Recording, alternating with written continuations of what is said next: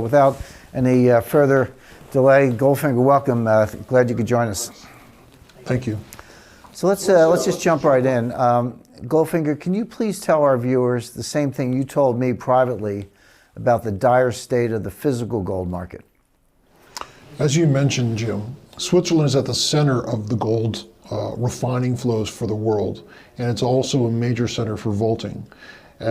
Something like 70% of the world's refining passes through Switzerland every single year. 5 of the largest refineries of the world are here, and because of this, when gold is flowing around the world, these refiners tend to have a very good view and scope on what's happening globally in gold flows. They know where it's coming from, they know who the buyers are, they know who the sellers are, they know where it's going to, and this access to seeing where it's coming from, where it's going, in my view, is extremely valuable for understanding what's happening. Now, ever since China entered the market back in 2012, 2013, they've been buying extremely aggressively. And what's happened with that is that the availability of gold through these Swiss refineries has gotten consistently tighter and tighter year after year. At times, it's been extremely difficult to source, more so than possibly in the last 30 years. And as long as they continue to do that, I see this tightness continuing to it will either increase or continue as long as they're continuing their buying. GoldFinger, with regard to those physical gold flows that you described, we hear a lot about physical gold flowing from west to east. Again, I think our viewers are familiar with that expression, gold flowing from west to east. This is shorthand for gold sales from Western sources, such as central bank reserves, ETFs, exchange-traded funds such as GLD, and LBMA bank vaults. I mean, for example, from 1999 to 2001, the UK sold most of its gold. That was a Western source. In the early 2000s, Switzerland sold over 1,000 tons, another Western source. France and some others were sellers. A lot of this at the urging of the United States, by the way. The U.S. wasn't selling any gold, hasn't sold gold since 1980, but we got everyone else to sell their gold. So that was from the West. The buyers in the East, primarily China. We know a lot about China, but India as well, also Iran, Turkey, Russia, and others. So there's this flow of gold from East. And the question is, it's a mix of official reserve purchases and, in the case of China, a lot of individual investors in China and India. So that's the kind of the lay of the land. What's your latest and best information on these physical gold flows? Well, as you know, Jim, for the last 5 years, gold has been flowing, as you mentioned, west to east. Typically, the way that works is that it's been coming into Switzerland, either in the form of doré, scrap, and in many cases in the last few years, good delivery bars. These are the large 400-ounce bars that are typically used in the good delivery system. A lot of that's been coming out of London. Going into Switzerland, these things are then melted, re-refined, and cast into 1 kilo, 4 nines fine is what we call it, gold bars, and this is what the Chinese prefer. So that's what they've been sending over there.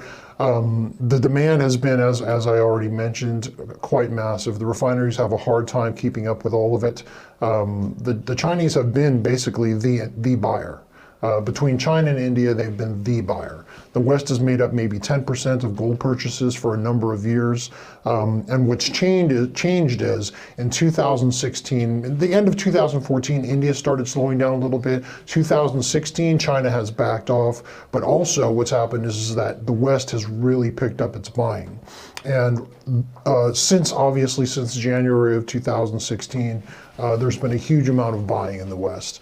And so there's actually been a reversal of the gold flow. So just taking GLD as example, which is a good proxy for Western appetite for gold, they've added almost 250 tons since the beginning of the year.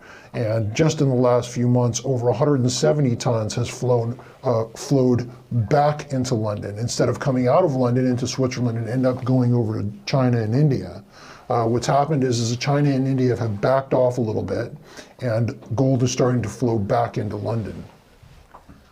GoldFinger, that's amazing, because we talked about the flow from west to east. So we said that it's coming out of London, out of Western vaults, going to China.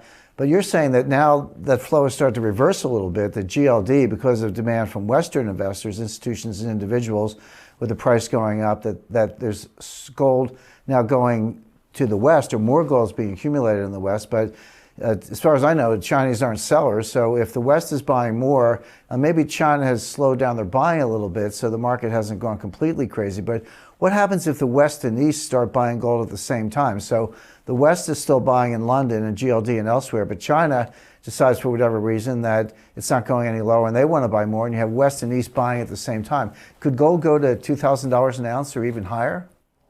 Absolutely. And the reason why is if you think about the flow dynamics from, say, 2013 to 2015, you've got China buying sometimes as much as 1,000 odd tons a year. And their effect on the market has been a persistent, chronic tightness in the availability of gold at the Swiss refineries. So if they've backed off and they've allowed the West to start buying some gold, even with that, the gold price has already gone up some. So what happens if China steps back into this market and they start buying at the same levels they were buying before? If the West is buying as well, where exactly is that gold going to come from? And it's unlikely, I think, that it's going to be coming out of China and coming out of India. So the only place it can come from is going to be holders of gold that already have it. And this may require much higher prices in order to clear the market, in order for that gold to come out to become available. That's amazing. One thing I remember from first grade is 2 plus 2 does not equal 5, it equals 4. In other words, if the West decides to buy and China gets back into the game, there's just, I don't know where this gold is going to come from.